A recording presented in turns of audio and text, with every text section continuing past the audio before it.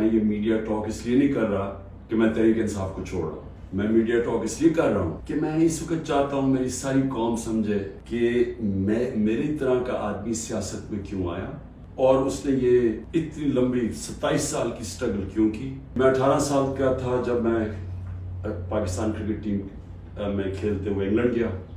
اس کے بعد میں نے وہاں 4 سال پڑھائی کی اور اس کے بعد میں پروفیشنل کرکٹ کھیلتا تھا گرمیوں میں انگلینڈ میں اور سردیوں میں پاکستان ہوتا تھا یا پھر دنیا میں کرکٹ ٹور کرتا. تو اس ٹائم پہ میں جو برطانیہ کا سارا سسٹم تھا وہ میں پوری طرح سمجھ گیا.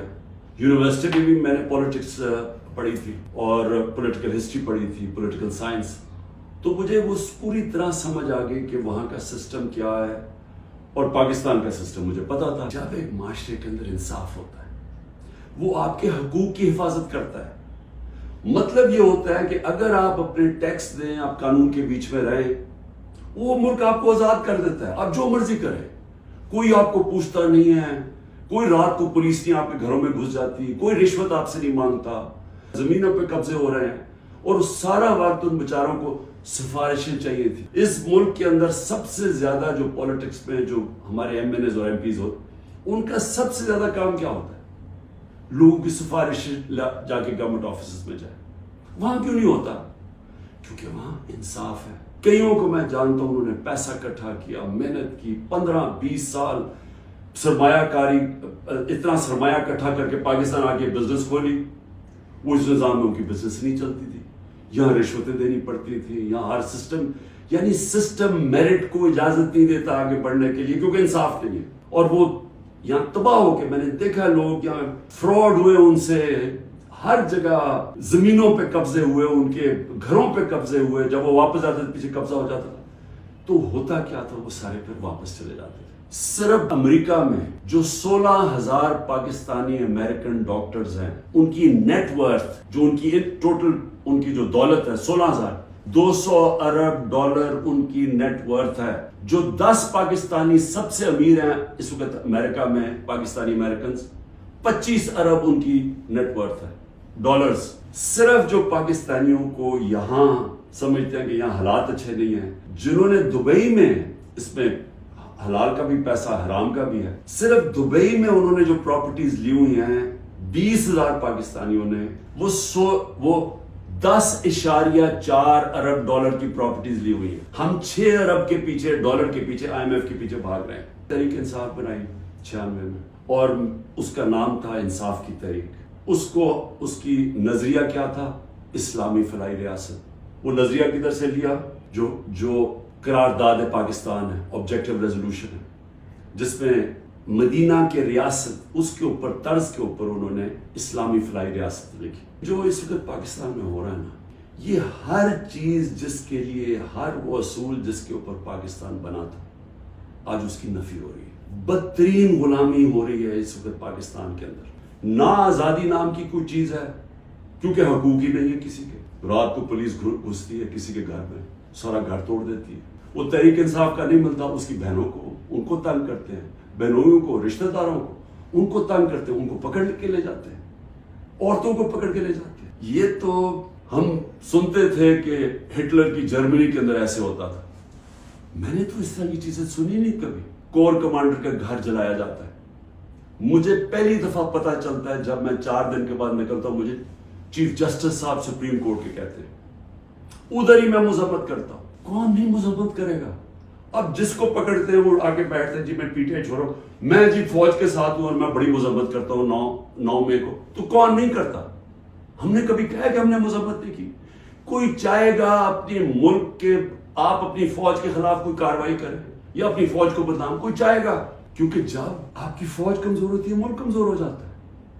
لیکن یہاں تو ایک عجیب ہی ماحول بنا دیا گیا ہے.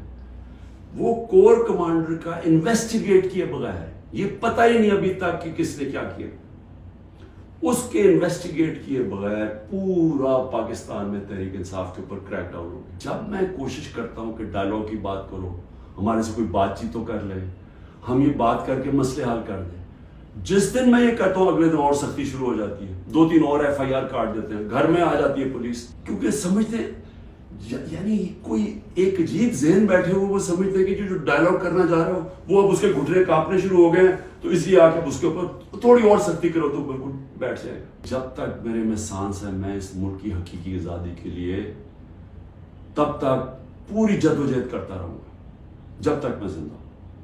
لیکن مجھے اس وقت پاکستان کا خطرہ ہے, مجھے اپنی ملک کی فکر پڑ گئی ہے, اور جو لوگ مل کے یہ سب کچھ کر رہے ہیں ان کو ملک کی فکر کیوں نہیں ہے؟ کیوں آج مجھے یا نہیں؟ 308 روپے کا ہو گیا ڈالر اوپن مارکیٹ میں. جب ڈالر 308 روپے کا اوپن مارکیٹ میں ہو جائے تو خطرے کی گھنٹیاں بج جانی چاہیے. میں نے عمران خان کو جی ECL پہ ڈال دیا. شکر کو میں تو آپ کا شکریہ ادا کرتا ہوں. میں تو جانے نہیں چاہتا ملک سے باہر, کیونکہ میں نے کوئی باہر میرے پیسے بینک اکاؤنٹ کچھ نہیں پڑے ہوئے. ہمارے پاس جو فورن ایکسچینج ریزروز تھے, یاد رکھیں روپیہ مضبوط رہتا ہے جب آپ کے ریزروز اوپر ہو. 16.2 ارب ڈالر, آج وہ ہیں 4.5 ارب ڈالر. منفی 72% ہمارا فورن ایکسچینج گرا ہے. ایکسپورٹس 13% گری ہے. ریمیٹنسز جو باہر سے پاکستانی ڈالر بھیجتے تھے وہ 13% گرے. یاد رکھیں یہ ہر سال ہمارے بڑھتے جا رہے تھے, ہر سال پچھلے سال سے زیادہ ہوتی تھی ہماری ایکسپورٹس بھی, ریمیٹنسز بھی, ڈالر زیادہ آ رہا تھا. اب جب سے یہ آئے ہیں 13% دونوں نیچے چلی گئی ہے بجائے اوپر جانے کے. اس کا مطلب ڈالر کم آ رہے ہیں پاکستان میں. ٹیکسٹائل ایکسپورٹ جو ہماری سب سے بڑی ایکسپورٹ ہے منفی 14% گر چکی ہے. ہمارا جو ایکسچینج ریٹ ہے آفیشل 180 کر لیں ہمارا تھا, جب ہم گئے 180 روپے ڈالر تھا, آج 287 روپے ڈالر آفیشل ریٹ ہے, اور 308 پہ پہنچ گیا ہے اوپن مارکیٹ میں. مہنگائی کے اوپر بڑا شور مچا تھا. 12.7% تھی ہماری کنزیومر پرائس انڈیکس, آج 36.4% ہے. پاکستان کی تاریخ کی سب سے بڑی مہنگائی.